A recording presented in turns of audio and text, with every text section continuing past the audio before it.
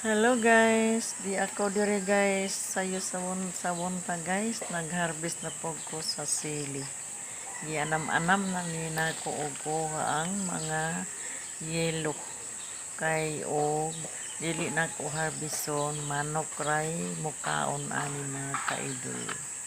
Daghan kay og sili na pa ko espada mga kaidol, daghan na kay bunga. Di na ta maglisod og magtuwa kay naa na tay ikasagol, libre na guys ang atong kuan panggamit ug magtuwa ta kay mahal ang sili karon. Ang kaning sili nga kulikot nako guys kani siya 300 ang kilo ani ang palit sa akong soke, pero ako lang gitigom kay dugay man lagi maabot og usa ka kilo kay gagmay kaayo, pero sige na lang kay makaabot ra man gyapon og usa kilo og tigumon.